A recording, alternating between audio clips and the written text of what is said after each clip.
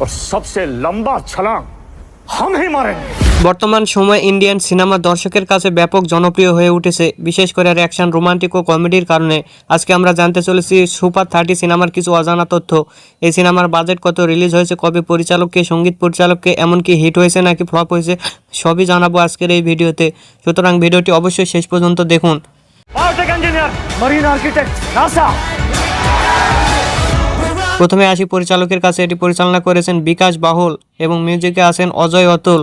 এতে অভিনয় করেছেন ঋত্বিক রোশন, মৃণাল ঠাকুর, নন্দিশ, বীরেন্দ্র, পঙ্কজ ত্রিপাঠী সহ আরও অনেকে। এটি 12 জুলাই 2019 সালে হিন্দি ভাষায় মুক্তি পায়। এই সিনেমার বাজেট প্রায় 90 কোটির মতো।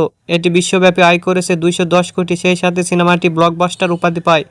এটি এখন দেখতে হলে অবশ্যই ওটিটি প্ল্যাটফর্ম জিও হটস্টারে দেখা যাবে। খুব সম্ভবত এই সিনেমার দ্বিতীয় পার্ট আসতে পারে। আপনাদের কি মনে হয় অবশ্যই কমেন্ট করে জানাবেন।